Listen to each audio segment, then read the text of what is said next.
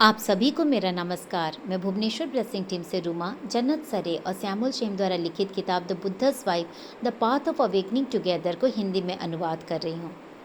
तो जैसे कि हमने अपने पिछले अध्याय यानी 17वें अध्याय में जाना कि यशोधरा जी अब अपने शिक्षण में सत्ता विरोध करने की शक्ति को भी शामिल करती हैं। तो चलिए आगे के अध्याय यानी 18वें अध्याय की शुरुआत करते हैं। ये जो उर्वर समय चल रहा था, चारों ओर नए विचार अंकुरित हो रहे थे, वैसे ही जैसे वसंत ऋतु में नए फूल पत्ते उगने लगते हैं वर्षा ऋतु के बाद। राहुल उस वक्त बहुत ही कम उम्र के नन्हे से बालक थे और बहुत ही बेचैन हो जाया करते थे यशोधरा जी के साथ गहराई में चुप होकर बात करने में और उन्हें सुनने में। लेकिन यशोधरा जी कोई ना कोई मार्ग ढूंढी लेती थी राहुल को सुनने और समझाने के लिए। एक बार वो देखती हैं राहुल कुछ बच्चों के साथ बैठकर रेत में खेल रहे थे महल की आंगन में। तभी यशोधरा जी के मन में एक नया विचार आता है। वह भी राहुल के साथ रेत में खेलना चाहती थी, उनके साथ, उनके खिलौनों के साथ, और उनकी कहानियों को सुनना चाहती थी जो राहुल के मन में आता था और वो सबको सुनाते थे। यशोधरा जी पूरी तरह से आश्चर्य हो जाती हैं राहुल को इतनी गहराई से सुनते हुए। उनकी कहानियों को सुन के गंभीरता से देखकर वे बहुत आश्चर्य हो जाती हैं। राहुल अपनी कहानी में कहते हैं, रेत में बहुत सारे सैनिक, राजा, रानी और एक पिता हैं। उनकी कहानियों में राक्षस, अजगर, चील, भगवान और सारे वेदों की कहानियाँ हुआ करती थीं। और तो और एक खोए हुए पिता जो अपने साधारण वस्त्र में घर वापस आते हैं अपने पुत्र से मिलने के लिए। पहले तो वो पुत्र गुस्सा में रहता है और कहता है, आप मेरे पिता नहीं हैं। और पुत्र रोता है और अपने पिता से लड़ते हुए धक्का देता है और कहता है, मैं आपसे नफरत करता हूँ। तभी यशोधरा जी की भूमिका होती है पिता के रूप में, और पिता की भूमिका निभाते हुए वे कहती हैं, मैं आई हूँ आपके साथ रहने के लिए, आपके हर चीज़ का संशोधन करने के लिए, आपके लिए निधि लाने के लिए। और वो सारे उपहार ज्ञान का जो उन्होंने सीखी है, और राहुल अब तैयार हैं सीखने के लिए और यशोधरा जी सिखाने के लिए। यशोधरा जी में उदासीनता तो थी ही, पर एक भाव, एक आनंद भी आ गया था, क्योंकि एक मार्ग मिल गया था राहुल अपने बेटे के साथ अपने जीवन में महत्वपूर्ण लोगों को साथ में जोड़ने के लिए, क्योंकि अब राहुल सबके साथ जुड़े जा रहे थे। राहुल अपनी काल्पनिक कहानियाँ निर्माण किया करते थे जिसमें रोमांच, सम्मान और क्रोध से भरी हुई कहानियाँ हुआ करती थीं, और एक योद्धा की तरह जिसमें सिर काटना, अपने राम भगवान की तरह हवा में उड़ते हुए पूरी दुनिया पे राज किया जिन्होंने। यशोधरा जी अपने और राहुल के बीच एक साझा भाषा का भी बना ली थीं, जिसे वह राहुल को सुनती थीं, उनके दर्द को महसूस करती थीं। एक माँ और बेटे में सही संवाद बन गया था, ताकि यशोधरा जी और राहुल में एक अच्छी मेल बन सके। और यशोधरा जी राहुल को तैयार कर रही थी सिद्धार्थ की वापसी के लिए।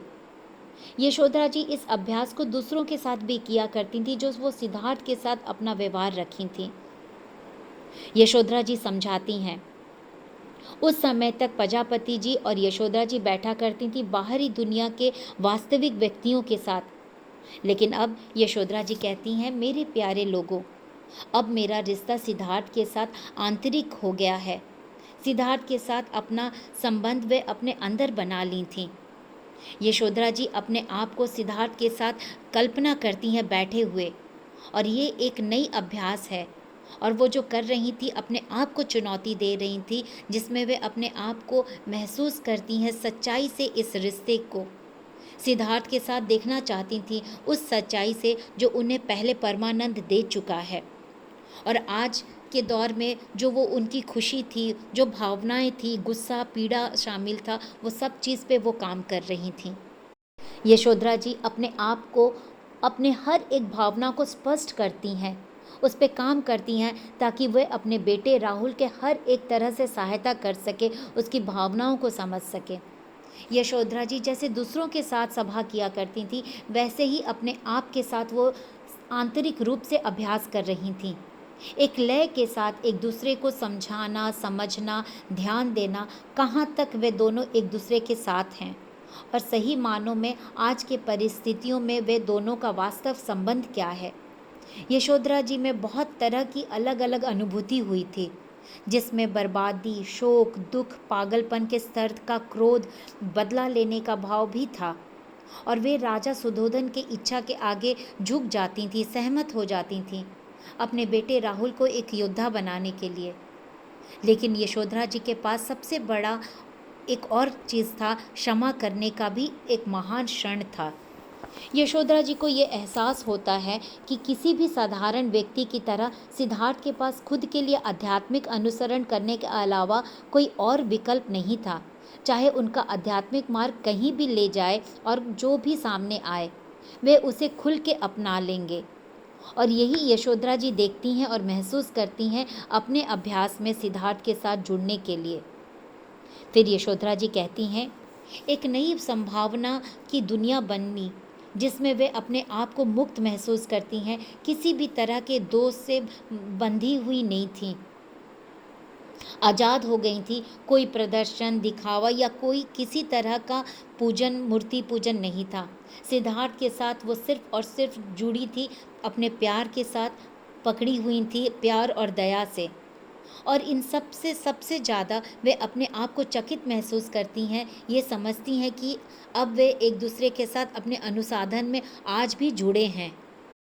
यशोधरा जी को ये समझ में आने लगता है कि उनका और सिद्धार्थ का संबंध का एक गहरा स्रोत है। वे अपने आप को तैयार कर लेती हैं सिद्धार्थ के साथ सब कुछ जुड़ने के लिए, सुनने के लिए, जो वो सीखे, समझे और अपने अभ्यास में वो शामिल किए थे। यशोधरा जी का चेहरा उज्जवल और उत्साहित हो गया था। फिर यशोधरा जी मठ में सभी को कहती हैं, सन्यासिनियों, अब आप देख रही हैं। ये एक आश्चर्यजनक था, एक तरह का चमत्कार था सिद्धार्थ के साथ इस तरह से उनके साथ होना, अपने संबंधों को अनुभव करना, सिद्धार्थ के साथ ऐसे रहना एक अलग ही हिस्सा है। मानो जीवित हो गई थी अपने ध्यान में। अब वे अपने आप को अधिक स्पष्ट और सुनिश्चित महसूस करती हैं राजा को चुनौती देने में। यशोधरा जी अपने ध्यान अभ्यास में अक्सर अपने बेटे और उनके पिता में अपना आमना सामना की दृष्टि देखती हैं। उस पिता पुत्र का बहस में वे अपने बेटे को क्या कहें, ये कि आपके पिता अपनी विरासत का दावा करो या कर सकते हो, एक राजा से नहीं, एक महल से नहीं, बल्कि अपने पिता से जो चाहो वो अपनी भावनाओं स्पष्ट कर सकते हो। यशोधरा जी कहती हैं, वे कोशिश करती हैं, खुद को तैयार करती हैं सिद्धार्थ की वापसी के लिए, या कह सकते हैं बुद्ध के आगमन का। लेकिन फिर भी यशोधरा जी को चैन नहीं था। कुछ और नहीं, एक बार फिर से देख लेना सिद्धार्थ को, क्या वो शांति देगी? क्या यही मुमकिन है? यशोधरा जी अपने आप को, अपनी आँखों को, दिल को तैयार कर रही थी सिद्धार्थ को देखने के लिए, और देखना चाहती थीं सिद्धार्थ क्या बन गए हैं। उनसे सुनना चाहती थीं, आमने सामने देखना चाहती थीं। फिर यशोधरा जी कुछ समय के लिए बिल्कुल चुप हो जाती हैं, शांत हो जाती हैं। रात काफ़ी हो गई थी, मोमबत्तियों की रोशनी भी बदल चुकी थी। रात के पंछियाँ, जानवर सभी सरसराहा रहे थे, मानो सूखे पत्तियों की तरह।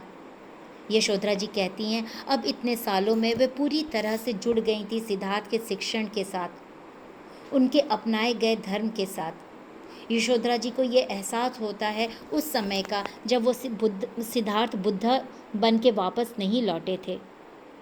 उनकी धार्मिक सभा तब ध्यान किया करती थी, सारी महिलाओं के साथ वो जुड़ी थीं, वे सब मिलके ध्यान का अभ्यास किया करती थीं। सारी महिलाएं मिलके एक सभा स्थापित कर रही थीं, सभी मिलके अपने सांसों के साथ जुड़ी हुई थी, सुन रही थी और जवाब दिया करती थी, एक दूसरे के अनुभवों को सुन के, और साझा किया करती थी अपने अनुभवों को।